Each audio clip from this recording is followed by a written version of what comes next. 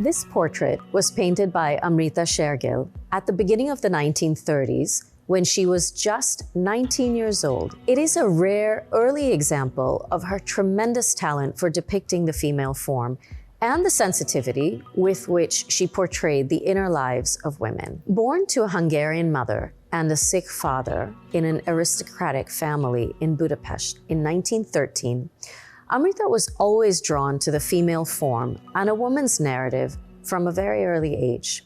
She, in fact, began receiving formal instruction in art at the early age of 8 when she and her family moved to Simla in 1921.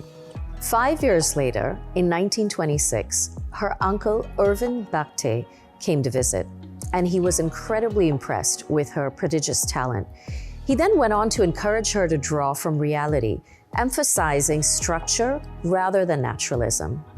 He also made a very important suggestion to her at the time, that she draw from models, a technique that she would frequently use throughout her artistic career. On Bhakte's suggestion, the family relocated to Europe, where at the age of 16, Amrita competed for and won admission to the studio of Lucien Simon at the École des Beaux-Arts in Paris. The bohemian atmosphere of Paris proved formative to her personal and artistic growth, and her vibrant personality blossomed during these years. While at the École des Beaux-Arts, Amrita studied the human figure and discovered the significance of line, form, and color by observing the works of masters such as Gauguin, Modigliani, and of course Vincent van Gogh, whom she especially admired. Here, she began painting in oil for the first time and created nudes, portraits, and still lifes, but predominantly those that were academic in style. As Amrita preferred to paint from models, her subjects were often people close to her, fellow students, friends, and her sister Indira. Her choice of subject was also inspired by her surroundings. By the end of the 1930s, when she moved back to India, she would continue to use this technique to portray the lives of rural Indian women whom she observed on travels across the country in what would go on to become some of her most well-regarded work. The present lot, therefore, holds a particularly significant place in Amrita's brief but immensely impactful career.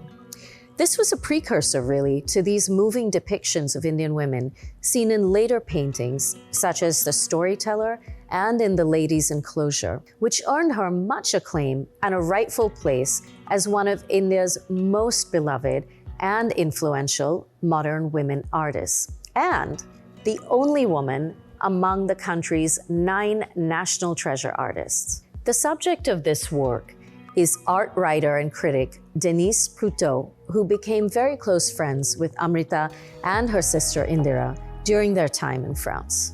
The 3 young women would holiday together at the seaside resort town of Royan, where Denise's aunt owned a home.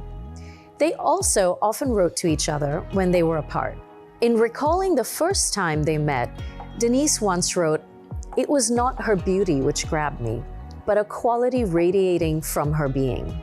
She was full of vitality and a feeling of confidence. She had strong views on everything, but they were never simple generalizations or banalities." Denise, as you can see, went on to become a muse for Amrita during her stay in France, sitting for 4 portraits that the artist often referred to in her correspondence. Among these, Denise features in one of Amrita's most well-known works, Young Girls, which won her a gold medal and a position as associate of the Grand Salon of Paris in 1932 at just 19 years old. The present lot was painted in the same year and is an exceptional portrait from this period in Amrita's career when she was exploring and developing her artistic language. Though this work is rooted in an academic style of the time, it formed the foundation of the flat, planar compositions influenced by Pahardi miniatures that would go on to define Amrita's paintings of the late 1930s. This canvas is built with bold, strong strokes of color, and one can see the intensity of her observation and the passion and empathy with which she depicted women in a display of maturity very rarely seen in an artist so young. Many of Amrita's most moving portraits often feature female subjects shown in profile or with melancholic expressions. However, in the present lot, Denise confronts the viewer with a direct, self-assured gaze and lips firmly set. Her tightly coiffed hair and her red dress suggest a sense of strength, of restraint, but are softened by the spray of flowers in the background, which are painted more muted reds and greens, almost in an impressionist style. Quoting Van Gogh, Amrita once declared, "I want to express with greens and with reds the terrific human passions."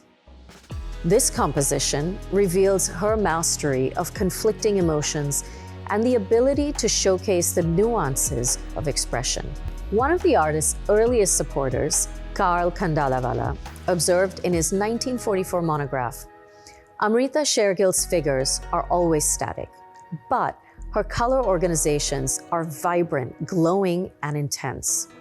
This contradistinction, which is apparent throughout her work, is an expression of the character of her emotions, both in life and art, which were a strange combination of the static and the dynamic. Stay tuned as this portrait and other works by leading modern and contemporary Indian artists go under the hammer at Saffronart's spring live and online auctions on the 13th and 14th of March this year.